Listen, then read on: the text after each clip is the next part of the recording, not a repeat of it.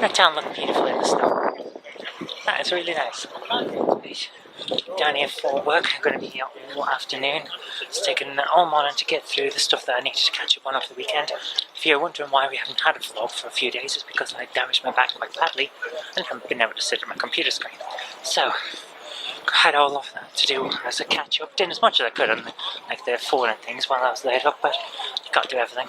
So, let's get to work. I'm going to be here for, I know, about 11 hours maybe, because we've got full council tonight, so let's get on with it. If you can hear a noise behind me, like a whirring industrial noise, that's because we've had to turn the air conditioning on.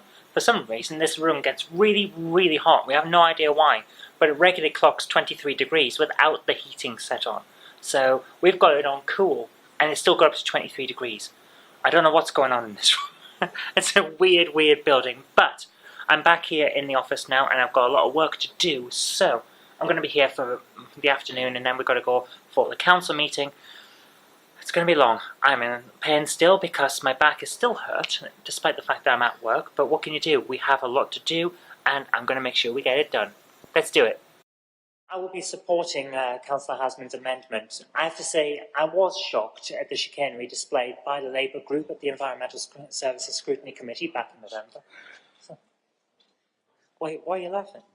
It was chicanery. Ridiculous.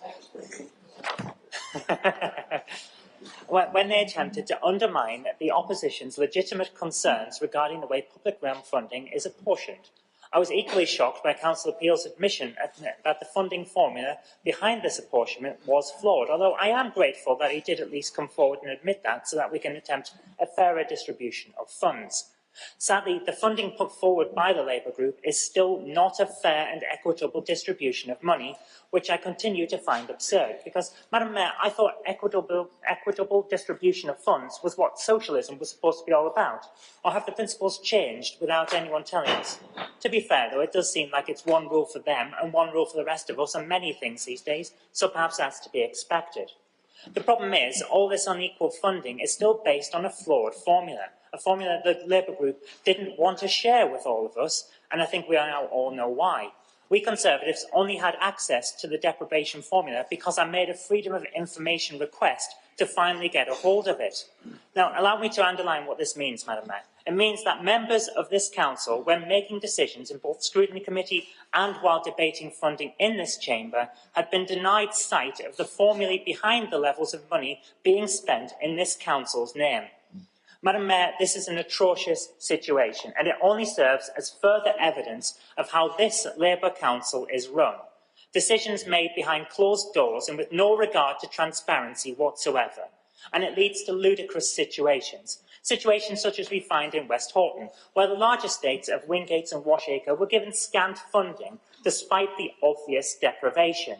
We have parks without lights, Madam Mayor, like in Wingates Park, so that they can't be used safely. But we lack the resources to make them safe because we're given a pittance under Labour's flawed funding formula. The formula remains flawed because the new version is based on figures from 4 years ago, when we all know that this model of deprivation funding is going to be used, and I'm not saying that it should be because it remains a terrible idea, then it should at least take into account the fact that these areas of deprivation fluctuate all the time. Using figures from 4 years ago means we have replaced one bad idea with another marginally less bad one, but a bad idea is still a bad idea, no matter how much you polish it up.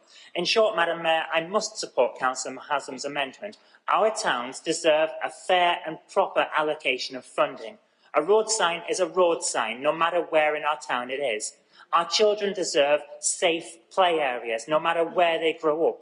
And it's clear that only the Conservatives have the vision to fund our towns fairly. Thank you, Madam Mayor. I was actually going to change my speech when it was mentioned that Corbyn was supporting Remain, but a second referendum even, but he's had so many positions that I'll just wait and it'll come back round to what I'm talking about. Madam Mayor, I have a feeling that this motion won't work. While I absolutely support its aims, because its aims are to try to get some clarity out of a man who's trying to play both sides, I feel it is ultimately not going to be able to achieve its goal. Corbyn demanded that the Prime Minister take no deal off the table before he would speak to her about how to move forward on Brexit.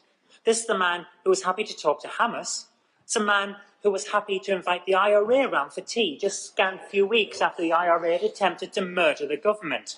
But he won't talk to the Prime Minister unless she does the impossible.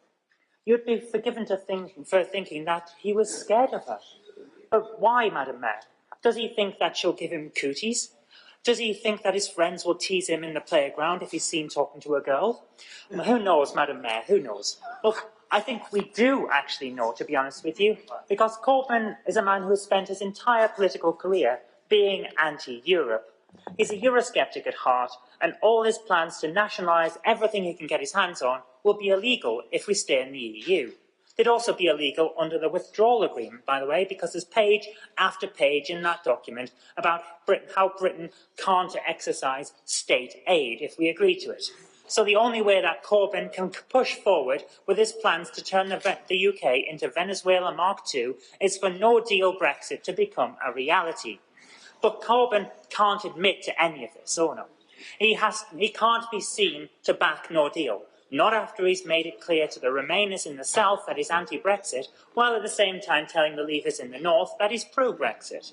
He has to walk that fine tightrope line between one position and the other, and he's almost done it.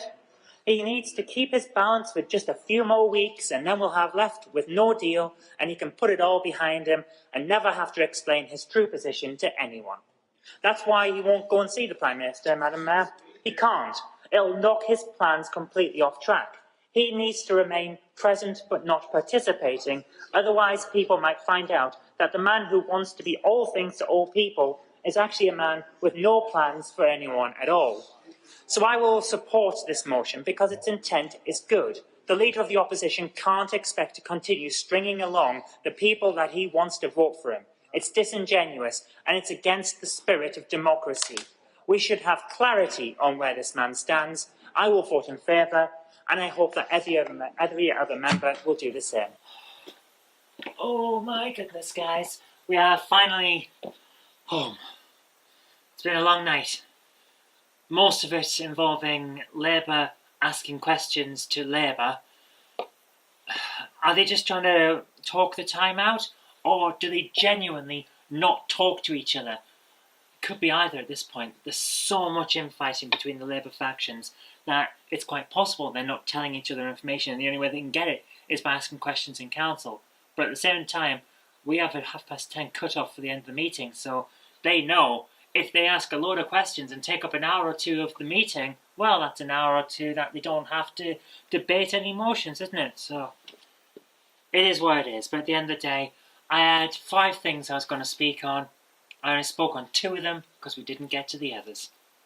Ridiculous. This is not how you're supposed to represent people. We're supposed to be there until the business is finished, however long that takes. It is what it is. Good night.